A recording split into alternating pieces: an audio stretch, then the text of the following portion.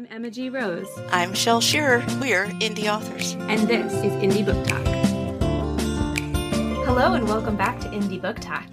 Today we are talking about writing and editing books, aka the things that we read when we're putting off writing the next scene. I don't use them to procrastinate at all. No, because reading about writing is totally writing, right? I tell my husband that all the time. If I'm reading about it, like I'm getting prepared to write tomorrow. Well, athletes train, like every day can't be a game, right? No, okay, don't listen to us. That's bad advice. You should 100% be writing instead of reading or listening to this podcast. But since you're here, let's talk about our favorite books on writing. Shelley, if you had to give someone just one book on writing, oh dear, which one would you give them? I don't know. It really depends on what kind of writer they are. Because I find a lot of them are really focused on plotters, whereas I'm very much a pantser. So a lot of the ones I'm recommended don't work as well for me as they do for other people. So I don't know. I think, so we just talked about it a few seconds ago off microphone, but I was really recommended the Stephen King On Writing by about everyone, like literally. Mm-hmm. There you go. She's showing it to you. It's fabulous. It's fabulous. Yeah, if you're watching this, you can actually see it. Yes, this is our first time on video. Pardon any dust. So I got it and I read it, and I was surprised that the first half of the book is basically a biography almost about Stephen King. Yeah, and it wasn't what I was expecting. Definitely. It was like, okay, this is all about Stephen King. When's he going to tell me how to write the masterpiece? When? And then the second half, he even still tells you, like, he can't really tell you how to write, but he tells you some things that he's learned, which I found really useful. And the one thing I took away from it more than anything else was that whole thing where they always tell you to write what you know. But that doesn't mean, and I think a lot of people took what I almost took from it a while ago. It's like, okay, well, I work as an accountant. I should only write about accounting. I live in Virginia. I should only write about Virginia. But that's not what that sentiment means at all. It actually means you know what it means to feel anger. You know jealousy. You know love. These are things you know. That is what you write. So it's the things that you feel that you know. And that really made an impact on me because it was completely outside of what I thought they meant this whole time. I love that. I love that's what you took away, because I do feel like I run across that misunderstanding a lot where people are like, well, I've never been anywhere. So how can I write about Japan or wherever? But then you think, well, how can you write about a fantasy world then? Mm-hmm. If that's how you're seeing it, then how do you write about Middle Earth? You can't, because you've never been there. Right, so I love that. Yeah, I mean, you can use Google Maps and, the web and everything under the sun to know what things look like or even sound like. But how a person feels, you already know that. So you can just capture those new places by showing how you feel and sense and stuff. So I would say that was a good all-encompassing thing. And there were other great tips in there too. But that was the one that really comes to mind every time I think about it. So I think that might be a good generic, whether you're a plotter or a pantser or just thinking about writing. He just gives a lot of no-nonsense advice.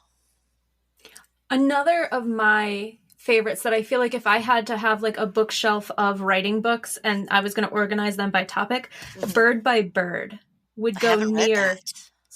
Oh, okay. So Bird by Bird is written by Anne Lamott. Mm-hmm. And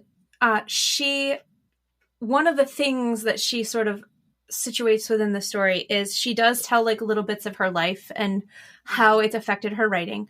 But the title story is her older brother was trying to write a report on birds that he'd procrastinated forever, and it was due like tomorrow. And he's sitting at the kitchen table and he's just distraught. And he's saying, Dad, how am I ever going to do this? And his dad says, bird by bird, son, bird by bird. And so she wrote this whole like writing memoir about that.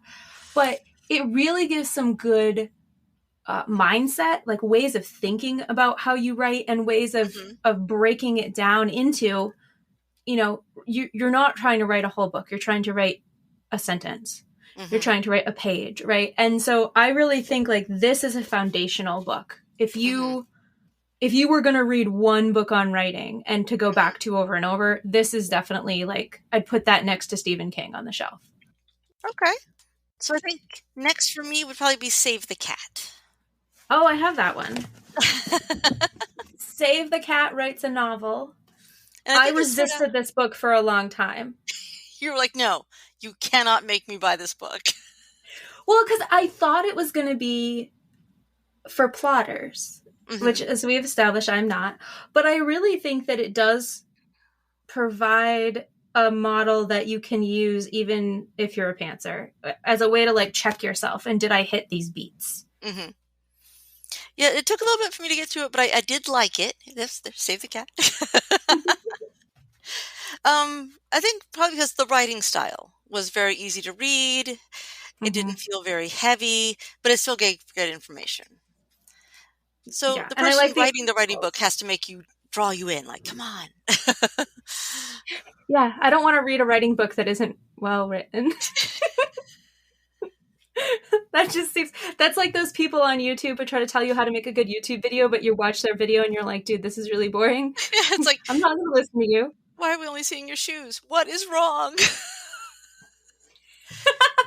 Though, I mean, not only just well written, but so a lot of the ones I started out with were very murder mystery centric. They were like, best poisons to use, and what happens in an autopsy room. Some of it was pretty dry.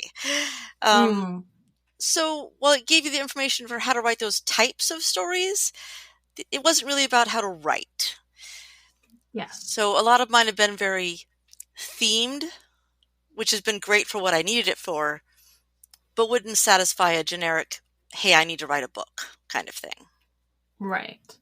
So I have a themed one that we'll get to in a minute. But while we're talking about the generic, hey, I have to write a book, this is kind of disingenuous to talk about this book because I've only read like the first 2 chapters. Nope, but doesn't count. I just got it. Story Genius. Okay. I've heard of that one. Someone recommended that to me. It's by the same person who wrote Wired for Story. So they're both like the psychology side of storytelling and like why stories work and what elements you need to have to make your story work. So I think that's really important because especially, I do a lot of beta reading. I do writing groups, as you do as well. And there are certain things that it's like, if you miss this thing, if you don't realize that you need an emotional connection, or if you don't realize that like the plot does have to go somewhere, right? There are things that you have to have in a story in order to catch your reader and keep them from beginning to end. And I feel like this book so far in the 2 chapters I've read does a great job of that. Is your dog under your desk right now? My dog has found the plate that I used to have dinner off of and is now having a grand old time, but the podcast must goes on. So that juice is for him now, and we're going to let that go. Aren't you glad I drew attention to that? I was just going over, I'm like, what is all that noise? Oh, okay, whatever. Fortunately, I can't hear it, so he must be not as noisy as you think. Can't hear the slurping, that's good. No. So yeah, I think I've heard of that book before. I might even have it on Audible to listen to at some point. But it is important because the emotional connections, if you don't like the characters or even dislike them, if you don't have an emotional connection to the people you're reading about, you're going to throw that book down in a heartbeat. It could be as well written as, like, the words and the grammar could be fantastic, but if you could care less about any of them, what's the point? Well, even like you can have a really solid plot where like things happen in a logical sequence that's even exciting in theory. You have plane crashes and murderers and all like crazy stuff happening.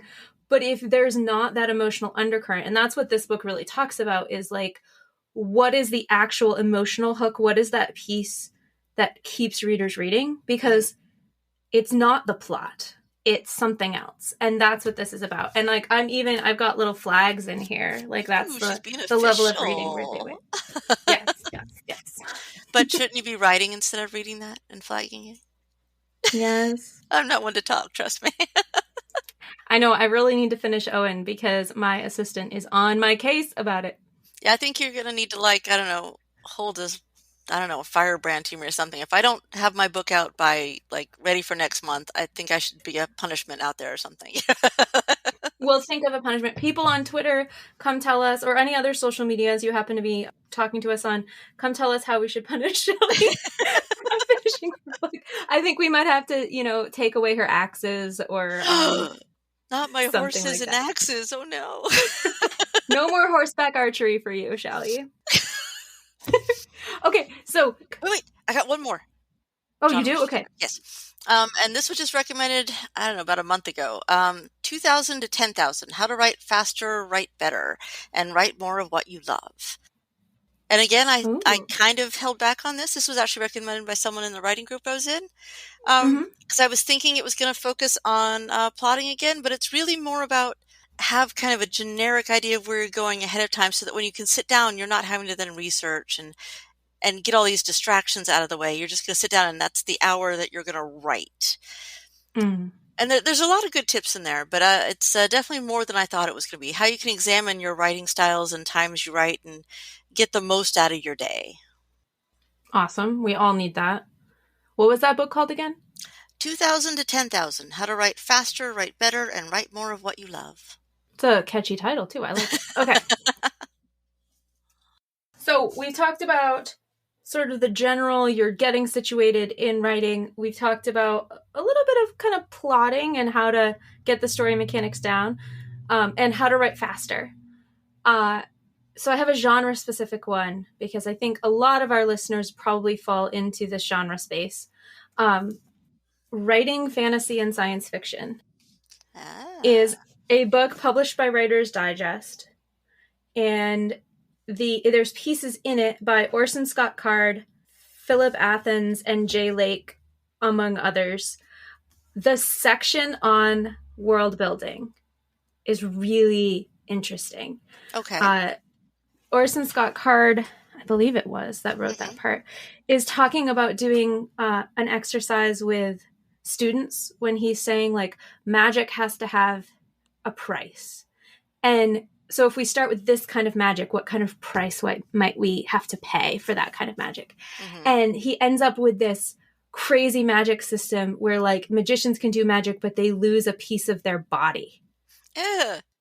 So, like, you have to, like, lose a finger, right, to do a small spell. And so you can tell, like, how much magic someone's used by, like, what they're missing. And the students ended up creating this whole universe and a plot out of this idea.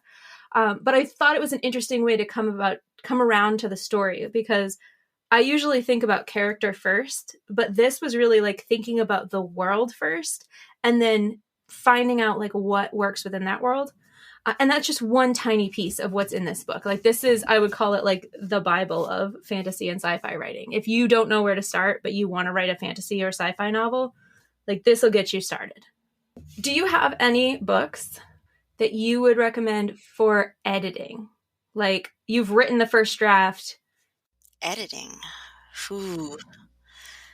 Not really, because that is really my downside. I do have another themed book, though. Oh, what's your themed book? So mine is, I don't know if you can see it, it's Wonder Book. Ooh, that looks pretty.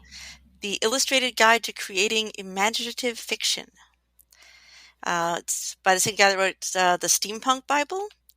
And it's got a bunch of things in here from a variety of people, like Neil Gaiman. And there's just a lot of illustrations, and it's just a total, I don't know, visual how to write worlds and how to imagine them. Like, here's some stuff on weird fish.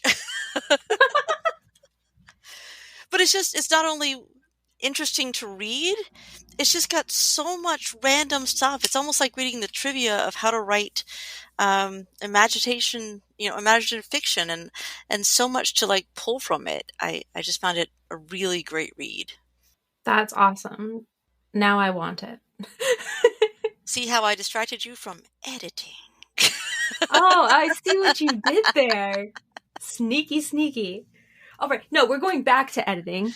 Fine. Stop it. So I actually have I have one book on editing that I return to pretty much every time I end up editing. because it's called Self-Editing for Fiction Writers. And it's by Renee, I think, Brown and Dave King. And what I like about this book is the way they break down editing.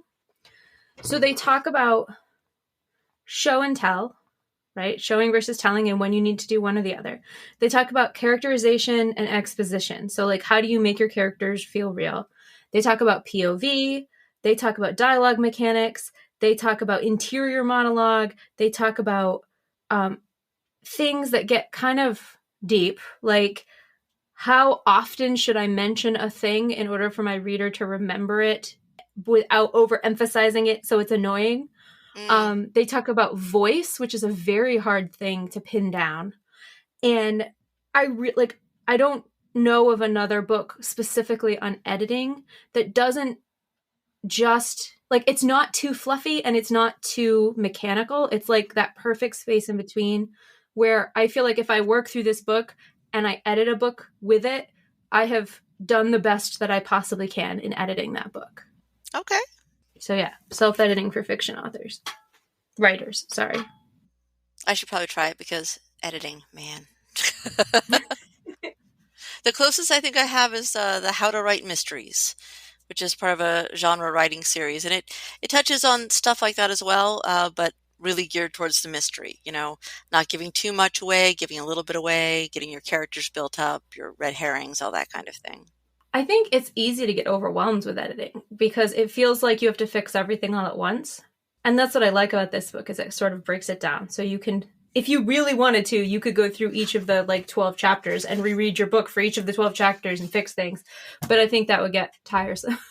You could do a couple at once. So do you find yourself remembering it all and thinking of it while you're rereading your book to do the editing? Or do you find yourself having to do it check by point?